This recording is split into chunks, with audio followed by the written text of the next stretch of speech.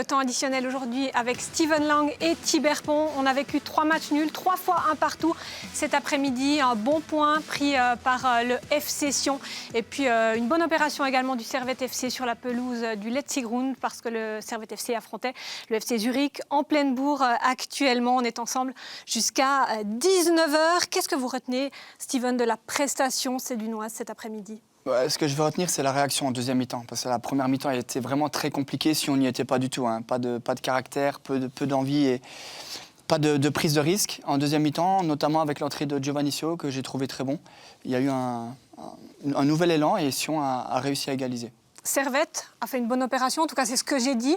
Vous partagez mon point de vue ? Je la partage, Alizé, je le partage, pardon. Oui, Servette, contre ce FC Zurich-là, qui était effectivement dans une très bonne forme, c'est un bon point. Après, on a vu que Servette a quand même eu passablement d'occasions, donc il peut y avoir ce petit regret. Mais un point à l'extérieur, c'est toujours bon à prendre. On va commencer l'après-midi, les reflets de cet après-midi dans l'ordre. En début d'après-midi, Saint-Gall recevait Grasshopper, un duel alémanique qui pouvait sembler déjà joué sur le papier. Daniel Romano. Match entre les deux dernières victimes du FC Bâle en Coupe de Suisse. Getse avait été sorti de la compétition le 1er février en 8e de finale. Saint-Gall a quant à lui été éliminé en quart de finale mercredi à domicile après prolongation.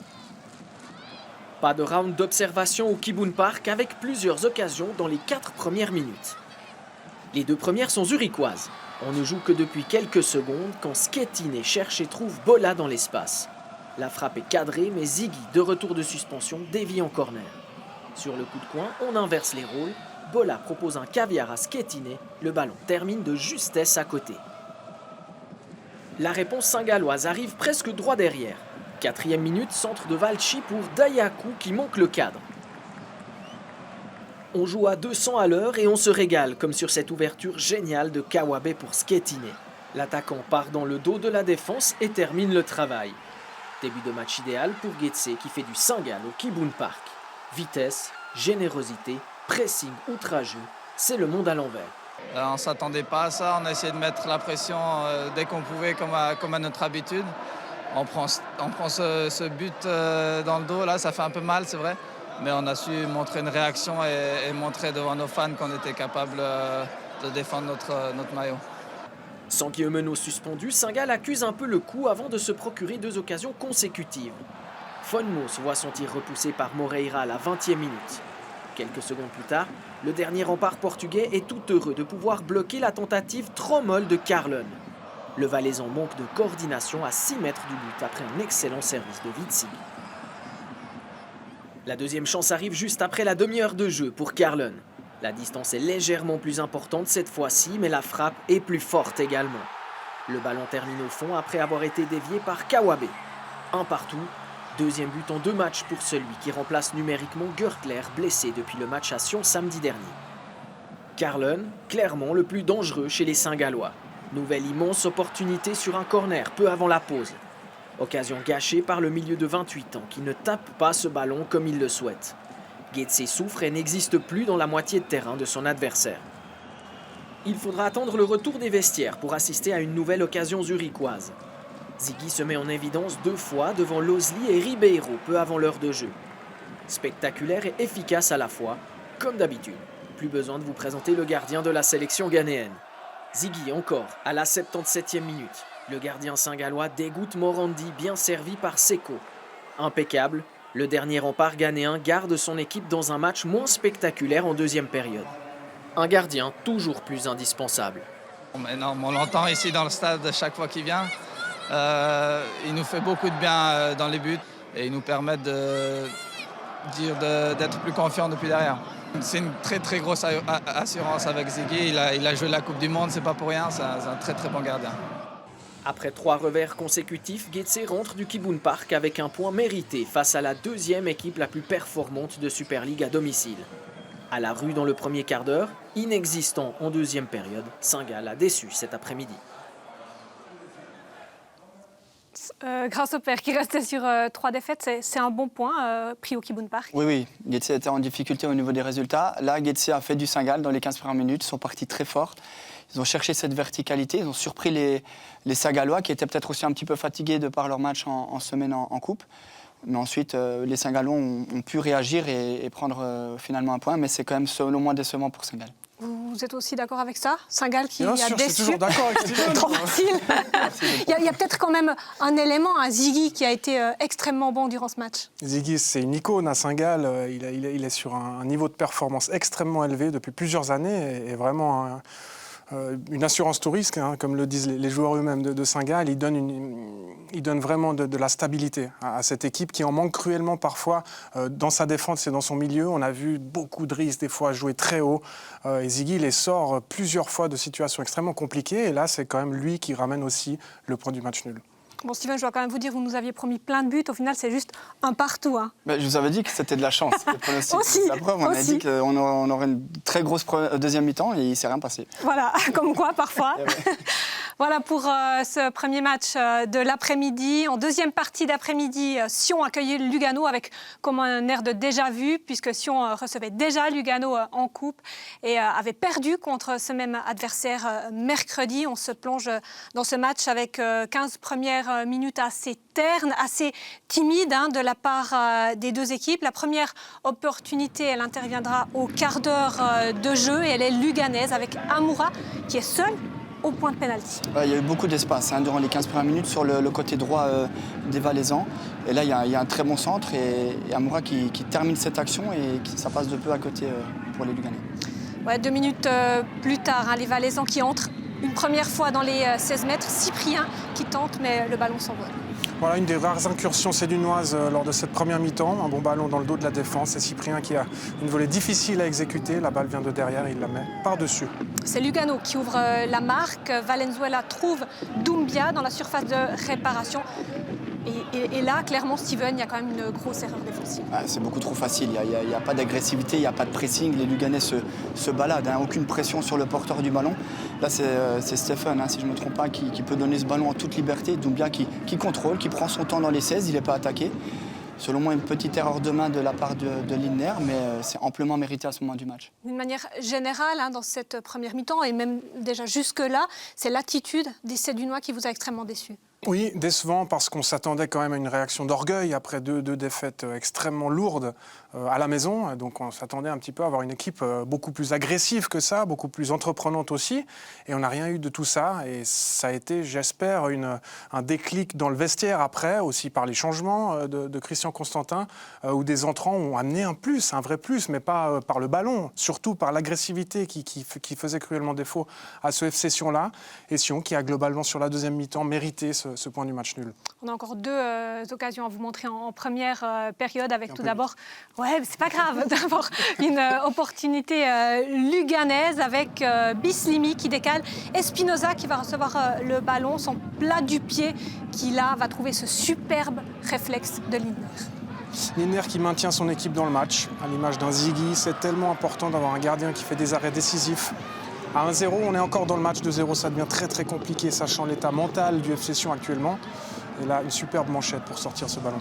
Et puis la première frappe cadrée valaisanne de cette première mi-temps, c'est Balotelli qui la réalise. Oui, les coups de pied arrêtés sont là pour ça. Si on n'y était pas dans le jeu, ne trouvait pas de solution. Là, il y a un très bon corner de Cyprien, une des seules actions des deux joueurs sur cette première mi-temps. D'ailleurs, ensuite, ils vont céder leur place, mais Balotelli, c'est décevant quand même. Alors, Tibert nous l'a teasé, Constantin, qui à la pause effectue 3 changements. Balotelli, Cyprien, Itaitinga out, In, Chouaref, Sio et Poa. Et ça, c'est pas rien. Il faut du caractère pour sortir Balotelli et Cyprien, mais surtout Balotelli, parce qu'on connaît son caractère. Il est capable d'envoyer tout péter. Et lui, Constantin, on connaît, il a aussi beaucoup de caractère. Après, on ne sait pas forcément ce qui s'est passé dans le vestiaire. Peut-être qu'il y a eu quelques accrochages, on ne le sait pas. Mais je trouve le message très fort envoyé par Christian Constantin d'oser sortir Balotelli. Ça lui a donné raison parce que les entrants ont été très bons. Et puis vous avez parlé de l'attitude en première période. Il y a quand même du mieux en deuxième période, notamment avec Giovannisio. Giovannisio qui a donné un signal très fort par son langage corporel. Alors, on l'a vu plusieurs fois faire un vrai pressing. Regardez sur cette action, on le suit. Là, il court déjà, c'est déjà bien après le défenseur luganais. C'est un semblant de pressing. Puis après, il appelle ses coéquipiers. Les gars, montez un petit peu, qu'il se passe quelque chose. Parce qu'en première mi-temps, ça a été ça toute la mi-temps. il ne s'est rien passé au niveau de l'attitude. Et évidemment que quand on met un petit peu plus d'agressivité, ben forcément le public, on le sent derrière nous. Et ça a donné une deuxième mi-temps qui a été acceptable à ce niveau-là pour le FC Sion. Après, au niveau du jeu, il y a encore du travail évidemment, mais il faut se raccrocher un petit peu à la base. Et la base a été bien exécutée en deuxième mi-temps par le FC Sion. Encore une opportunité luganaise, tout d'abord, à vous montrer dans cette fin de deuxième mi-temps, avec 2 Luganais seuls dans la surface de réparation après ce coup franc de Stephen. D'après là, qui tente de la tête mais ne trouve pas le cadre. Et c'est peut-être le tournant du match à ce moment-là, parce que c'est une occasion en or. Et d'après là, qui a un bon joueur de tête en plus, qui est tout seul aux 5 mètres, il doit cadrer. Ça doit être but, ça doit être 2-0. L'essai dunois qui égalise, coup franc de Ziegler, tête de Sio. Tout est à refaire un partout. Voilà, mais c'est mérité pour Sio qui a vraiment montré beaucoup d'entrain, même s'il n'a évidemment pas tout fait juste au niveau technique, mais dans l'attitude, il était dans le juste et il a donné, comme je l'ai dit, un signal extrêmement fort à ses coéquipiers par rapport aux joueurs de la première mi-temps. Alors on ne veut pas chercher de bouc émissaire, mais c'était insuffisant à ce niveau-là pour le FC Sion. Et Sio qui conclut extrêmement bien, un coup franc très bien tiré de Ziegler. Mais on a quand même vu du mieux dans cette deuxième mi-temps. On a quand même vu un peu d'orgueil. Difficile de faire pire que la première, en toute honnêteté. Et Sion a mis un peu plus de cœur, a eu un peu plus de caractère sur cette deuxième mi-temps, a joué un peu plus haut. Et logiquement, quand vous jouez plus haut, vous pressez votre adversaire. En Super League, c'est difficile de trouver des équipes qui sont capables de ressortir proprement depuis l'arrière. Ce Lugano-là n'était pas non plus aujourd'hui exceptionnel. Mais en allant chercher son adversaire, on se montre dangereux. Et Sion a été mieux dans les 30 dernières minutes. Oui. Interview recueillie à l'issue de cette rencontre. On commence par une réaction sédunoise d'un attaquant sédunois. Giovanni Sio, après avoir pris 7-0 sur les 2 derniers matchs, 4 et 3, on imagine quand même que ce point fait énormément de bien au FC Sion. Ouais, ça fait énormément de bien. Je pense que on savait que le match de coupe, ça nous a mis un sacré coup. 3-0, donc voilà, on avait à cœur de se rattraper le plus tôt possible contre Lugano. Donc voilà, on a entamé cette première mi-temps assez timidement. Il fallait qu'à la mi-temps, on se rebooste. Donc je pense que le président a fait quelques changements. Et puis voilà, ceux qui sont rentrés avaient une envie de revenir au score. Et voilà, Dieu merci, ça nous a réussi. On est content, ça reste encore un point de prix. C'est déjà ça, mais voilà, il va falloir encore faire plus. Parce qu'aujourd'hui, on sait qu'à la dernière place, on sera pas bien jusqu'à la fin de la saison. Donc voilà, essayer d'engranger des points et surtout essayer de gagner des matchs, c'est très important. Qu'est-ce que vous a dit finalement Christian Constantin, le coach et le président après l'élimination en coupe? On sait que la coupe, c'est très important pour un club comme le FC Sion. Oui, c'est vrai que la coupe, c'est très important pour le président, pour le Valais, pour la région. Donc voilà, on a été éliminé très, très tristement. Voilà, on voulait faire un bon résultat. Maintenant, on sait qu'on est dans une passe assez difficile où voilà, les défaites s'enchaînent. Mais il faut gommer ça, il faut continuer à travailler, gagner en confiance. Et j'espère que c'est un point de prix va nous aider pour la suite. Ce point, il est aussi et surtout grâce à votre but. On a sorti une certaine rage de vaincre, envie de vraiment bien faire au moment de ce but. La situation actuelle du FC Sion en tant qu'ancien de la maison aussi, ça vous tient particulièrement à cœur? Bien sûr, ça me tient beaucoup à cœur. Cette situation n'est pas facile. C'est pas facile pour nous les anciens. On essaye d'apporter notre expérience, de donner de bons conseils aux jeunes pour les motiver. Donc voilà, ils sont à l'écoute, ils ont envie de bien faire. Donc voilà, c'est très frustrant de ne pas pouvoir gagner. Mais voilà, on essaie de donner cette rage pour faire plus. En deuxième mi-temps, je pense qu'on a ramené quelque chose. Je pense que la première mi-temps et la deuxième mi-temps, c'est le jour et la nuit. Là, on a vraiment donné tout ce qu'on avait en deuxième mi-temps pour pouvoir reprendre ce point. Mais je crois même qu'on peut gagner sur la fin. L'info encourageante, c'est que le FC Sion a quitté la place de lanterne rouge. Reste que le classement est extrêmement serré puisque Sion a le même nombre de points que Winterthur. Absolument, mais mentalement, c'était hyper important de prendre ce point aujourd'hui parce qu'on n'a pas son nom à la dernière place du classement. Et pour les joueurs, pour la semaine qui arrive, c'est capital parce que mentalement, de nouveau, on vous le rappelle, les derniers du classement, etc. Là, la situation reste très compliquée. Mais ce point, il est hyper précieux aujourd'hui pour Sion. On écoute à présent le coach luganais à l'interview. Mattia Crocci-Torti, après le 0-1 de votre équipe, on a senti un peu que Lugano s'était peut-être dit que le plus dur était fait. C'est aussi votre sentiment? Non, parce que je savais que si on a normalement en réaction après le but qu'il a incassé, et malheureusement nous n'avons pas fait le deuxième. Nous avons eu des chances aussi sur une balle arrêtée, sur une autre balle. Nous n'avons pas fait le 2-0, mais je suis content parce que mon équipe, après avoir pris le but, il a comme réagi, il a encore cherché de jouer et nous n'avons pas gagné pour question de centimètres. Le football, c'est comme ça, mais nous sommes venus en Valais 4 jours, en victoire fondamentale en coupe, en match nul ici, avec tous les absents que nous avons, alors on va bien comme ça. Est-ce que le fait d'avoir battu justement le FC Sion presque facilement mercredi, ça a eu un impact sur la préparation du match et sur la façon dont vous êtes rentré dans le match? Mais moi, je pense que nous jouons toujours à la même façon, en cherchant de faire le jeu. Après, il y a l'adversaire tout de suite. Et si on n'a pas bien joué le premier mi-temps, pour moi, mais le deuxième mi-temps, il a eu une bonne réaction avec tous les 3 changements qu'ils ont eu. Et nous avons fait vraiment... Non, il nous a mis en difficulté les premières 20 minutes du deuxième mi-temps, mais après le but, nous avons quand même réagi. Il faut être honnête, si on mon équipe, il ne doit pas être dernière place. Et alors, c'est toujours difficile de jouer à Tourbillon et ne pas avoir perdu. C'est un bon signal de mon équipe. Justement, une qualif en coupe, 1 point ce soir à Tourbillon. La semaine en Valais s'est bien passée sous le soleil valaisan. Oui, ça serait bien allé. Nous sommes été contents. Nous avons les joueurs, ils ont pu reposer, avoir du relax. Ils sont arrivés aujourd'hui fit. Malheureusement, aujourd'hui, nous avons encore eu 3 blessés après le match de Sion. Alors, la roste est un petit peu comme ça, mais maintenant, nous travaillons pour récupérer tout le monde. Match nul donc 1-1 entre Sion et Lugano.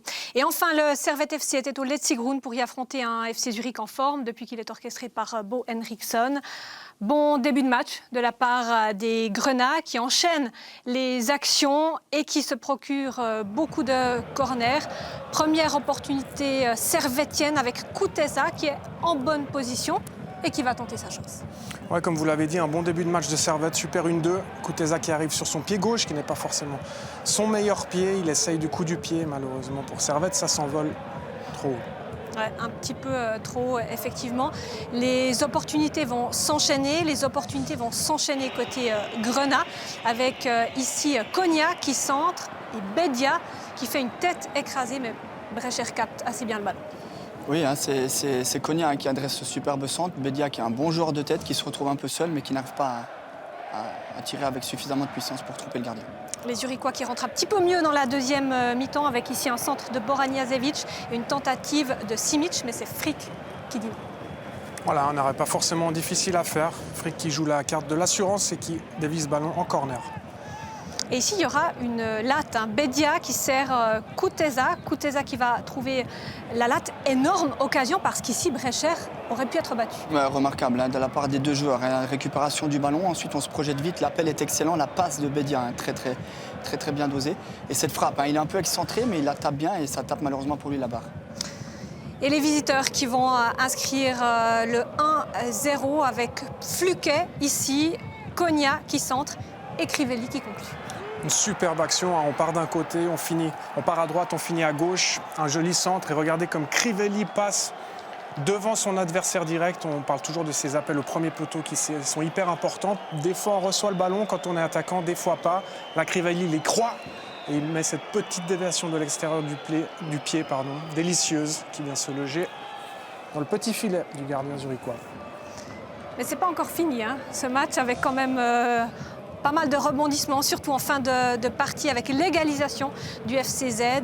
Le jeune Ligouet, à peine entré en jeu, qui fait forte impression. Un jeune joueur pétri de talent. Hein. J'ai eu l'occasion de le voir dans les équipes de jeunes du FC Zurich. Là, il marque un superbe but. Malheureusement pour Servette, il y a un duel qui est perdu ici par Boris Cespedes. Et le travail de Condé qui enchaîne avec un petit pont remarquable sur Timothée Konya, ça ne va pas lui faire plaisir. Et là, regardez, le contrôle n'est pas optimal. Mais ensuite, il y a cette frappe du pied gauche. Il la tape parfait. Et Jérémy Frick ne peut rien faire et c'est un partout.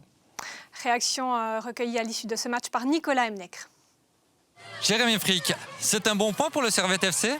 Non, je pense pas. Je pense qu'aujourd'hui, on a montré du caractère, une belle équipe. On a fait le jeu parfait, enfin en tout cas celui qu'on voulait présenter. Et puis voilà, il manque un peu d'efficacité. Derrière, on est puni sur une des seules incursions dangereuses vraiment de Zurich sur cette deuxième mi-temps.